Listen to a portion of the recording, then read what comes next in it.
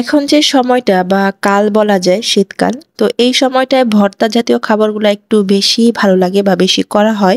গরম, গরম ভাতের সাথে যেকোনো ভর্তাই খুব বেশি ভালো লাগে। তবে ভর্তা এটা তো সবসময় ভালো লাগে, সবসময় করা হয়। কিন্তু এই সময়টা আমার কাছে একটু মনে হয় বেশি ভালো লাগে বা বেশি করা হয়ে থাকে আরকি।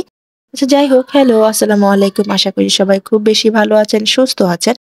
তো আজকে আমি যে ভর্তাটা বানাবো এটা নরমালি দেখা গেছে যে আমি মাঝে মধ্যে করে খাই বা করে থাকি।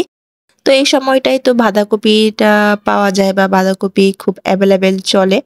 তো নরমালি দেখা গেছে যে বাঁধাকপি ভাজি কিংবা বাঁধাকপি দিয়ে কোনো মানে চিংড়ি দিয়ে রান্না করা এর থেকে আমার কাছে মনে হয় যে ভর্তাটা বানালে একটু বেশিই ভালো লাগে। তো আজকে আমি হচ্ছে এই বাঁধাকপিগুলা ভর্তা করব। তো তার জন্য এখানে আমি সবকিছু কেটে নিয়েছি ভর্তা করার জন্য যা, যা প্রয়োজন হয়। তো আজকে ভর্তাটা আমি করব মাছ দিয়ে। তো আমি মাছটা হচ্ছে যেকোনো মাছ দিয়ে করা যায়। আমি অন্য সময় অন্য মাছ দিয়ে করি। অন্য যেকোনো বড় মাছ হইলেই হয়। রুই মাছ, কাতলা মাছ মানে যেকোনো মাছ হইলেই হবে। তবে আজকে হচ্ছে আমার ফ্রিজে টুনা মাছ ছিল। তো ভাবলাম যে আমি টুনা মাছ দিয়েই করে ফেলি।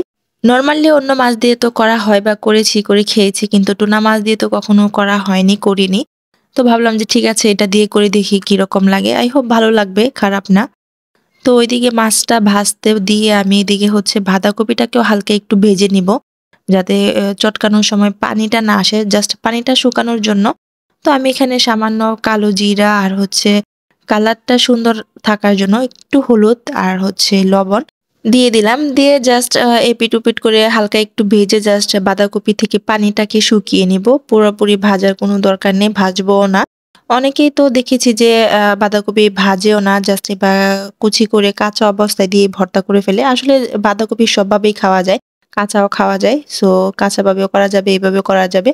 তো আমার কাছে এভাবেই বেটার মনে হয় বা ভালো লাগে বেশি। তার জন্য আমি এভাবে একটু হালকা পানি শুকিয়ে নিয়ে তারপর ভর্তাটাকে বানাই। বরাবর যতবারই ভর্তা বানিয়েছি আমি বাঁধাকপি দিয়ে, মাছ দিয়ে। তো মাছটা ভাজা হয়ে গেছে, আমি তুলে রেখে দিয়েছি। দিয়ে এখন হচ্ছে আমি আ শুকনা মরিচগুলা ভেজে নিব। তো নরমালি শুকনা মরিচগুলা একটু মুচমুচে করার জন্য আমি এটা আলাদা করে ভেজে নিয়েছি। আর এখন হচ্ছে কাঁচা মরিচ আর কয়েকটা রসুনের কোয়া। আর ভর্তার মেইন যে প্রধান জিনিস সেটা হচ্ছে আদা।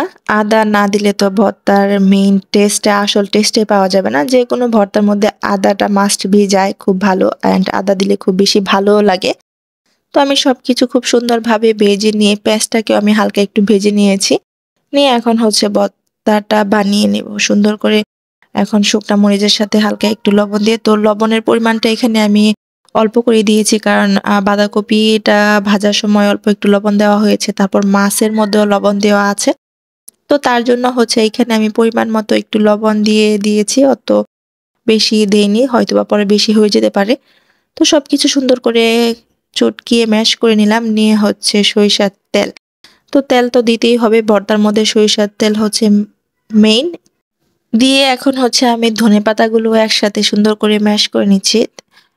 মাখিয়ে নিচ্ছি। নিয়ে এখন হচ্ছে মাছটাকে আমি কাটা ছাড়িয়ে নিয়েছিলাম। আলাদা করে মাছটাকে আমি আগে বেছে রেখে দিয়েছি। দিয়ে এখন হচ্ছে এর মধ্যে মাছগুলা দিয়ে দিলাম। দিয়ে মাছটাকেও খুব সুন্দর করে মরিচ, পেঁয়াজের সাথে মিক্স করে নিলাম। নিয়ে আর এখন হচ্ছে বাঁধাকপিগুলা দিয়ে দিচ্ছি। তো এইভাবে এই ভর্তাটা করে খেলে আসলে খুব বেশি ভালো লাগে।